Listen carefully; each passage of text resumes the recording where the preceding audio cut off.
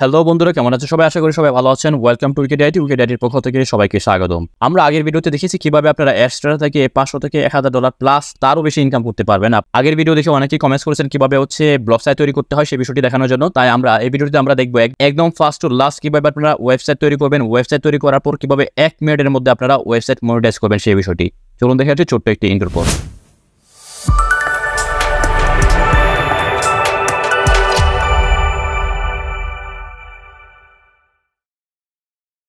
আমরা আজকে আপনাদেরকে দেখাবো কিভাবে আপনারা ব্লগ সাইটে ওয়েবসাইট তৈরি করবেন। আমি মনে করি আপনার একটি ইমেল অ্যাড্রেস রয়েছে, আপনারা আপনাদের ইমেল অ্যাড্রেসে চলে যাবেন।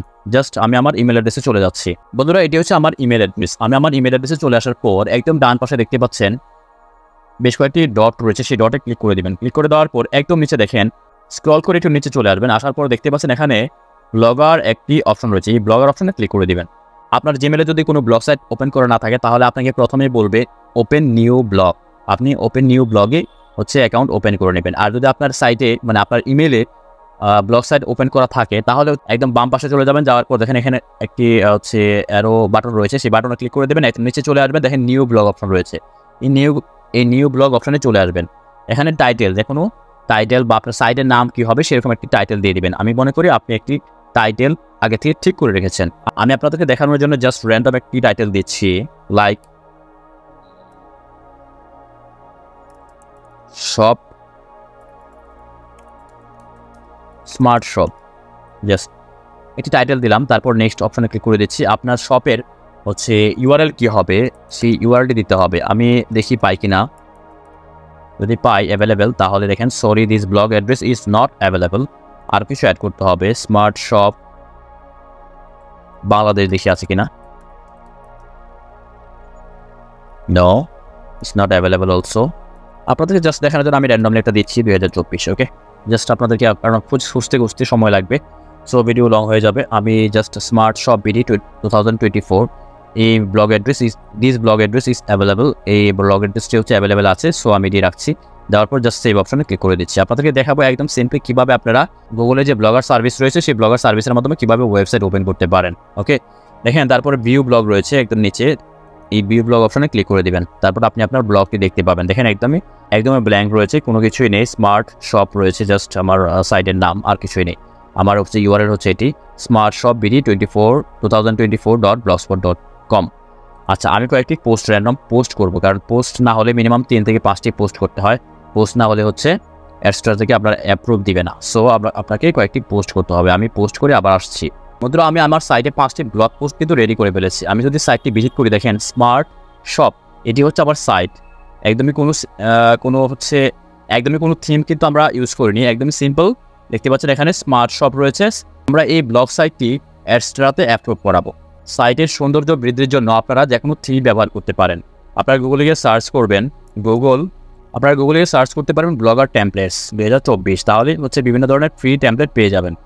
আপনারা ফ্রি লিখে দিতে পারেন এখানে, জাস্ট আমি ফ্রি লিখে দিচ্ছি।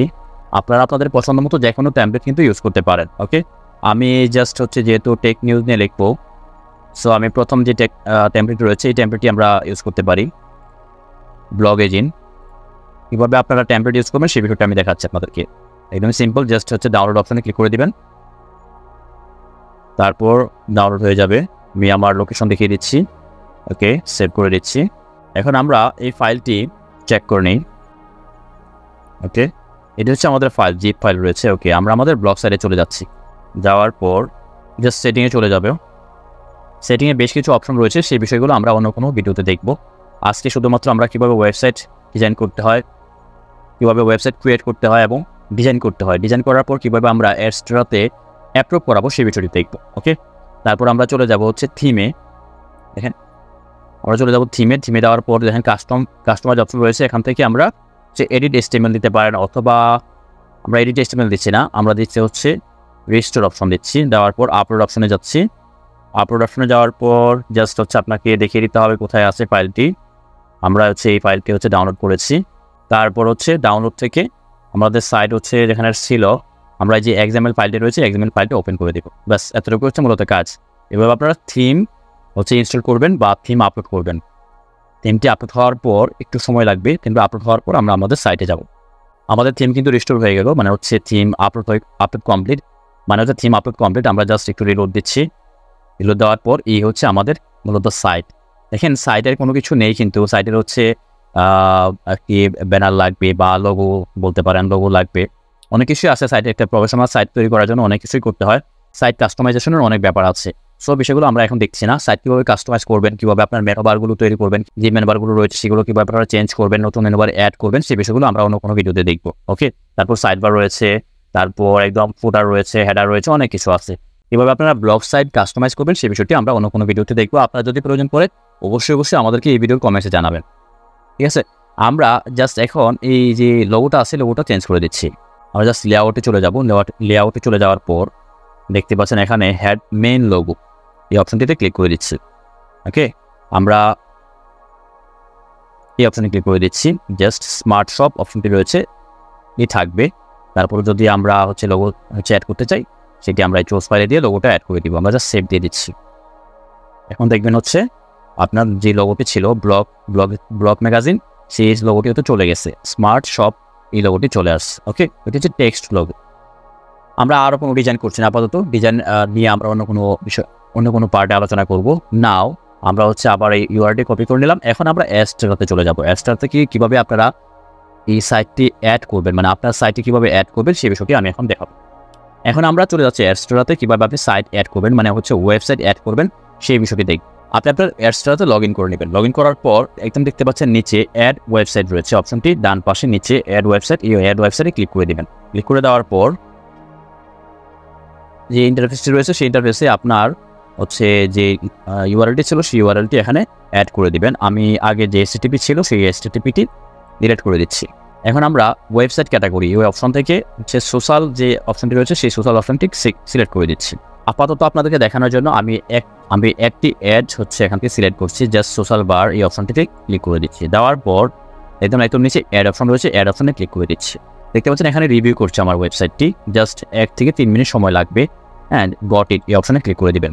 আমরা একটু সময় ধৈর্য ধরে অপেক্ষা করব। 1 থেকে 3 মিনিট সময় অপেক্ষা করতে বলা হয়েছে।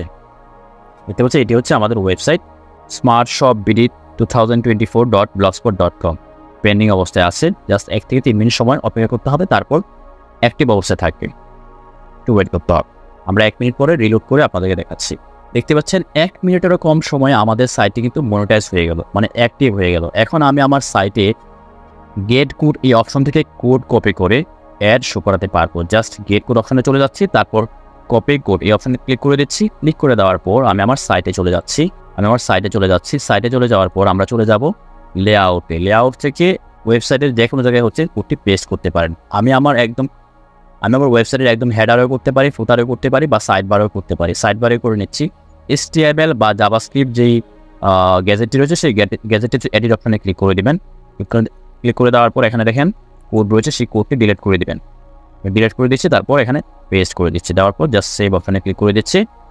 সোশ্যাল বার যে অ্যাড, এই অ্যাডটি হচ্ছে আপনি যখন ওয়েবসাইটে ঢুকবেন তখন হচ্ছে একদম নিচে বা উপরে ডানে বামে বিভিন্ন অ্যাড শো করে, বিভিন্ন সোশ্যাল অ্যাড শো করে, সেগুলো হচ্ছে সোশ্যাল বারের কাজ। আমরা আমাদের সাইটে চলে যাই, দেখি হচ্ছে অ্যাড শো করে কি না।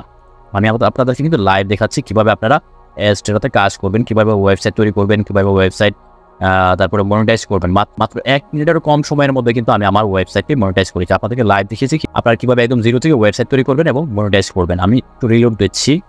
সোশ্যাল বারের অ্যাডগুলো আমরা দেখি শো করছে কিনা, একটু ওয়েট করতে হবে। জাস্ট প্রথম অ্যাড একটু সময় লাগে, দেখতে পাচ্ছেন 5 থেকে 6 সেকেন্ড সময় লেগেছে, কিন্তু দেখেন একদম উপরে ডান পাশে ক্রিকেট বেস্ট কুইজ এটি অ্যাড শো করছে। এটি হচ্ছে আমাদের অ্যাড স্টোরের অ্যাড। এই অ্যাড থেকে কীভাবে ইনকাম হবে বা আমার ওয়েবসাইটে কীভাবে ভিজিটর আসবে সেই বিষয় নিয়ে আমরা অন্য কোনো ভিডিওতে আলোচনা করব। আজকে এই পর্যন্তই। আমি আপনাদেরকে দেখিয়েছি কীভাবে আপনারা একদম জিরো থেকে একটি ওয়েবসাইট তৈরি করবেন এবং ওয়েবসাইট তৈরি করার পর মাত্র 30 সেকেন্ড থেকে 1 মিনিটের মধ্যে আপনার ওয়েবসাইটটি মনিটাইজ করবেন। আপনি যদি আমাদের চ্যানেল নতুন হয়ে থাকেন তাহলে অবশ্যই সাবস্ক্রাইব করে বেল আইকনটি বাজিয়ে দেবেন। আমি আপনাদেরকে কথা দিচ্ছি আপনারা অ্যাডসটা থেকে কীভাবে ইনকাম করবেন A to Z গাইডলাইন আমি আপনাদেরকে প্রদান করবো ইনশাআল্লাহ। দেখা হচ্ছে নতুন কোনো ভিডিওতে, সেই পর্যন্ত আল্লাহ হাফিজ, আসসালামু আলাইকুম।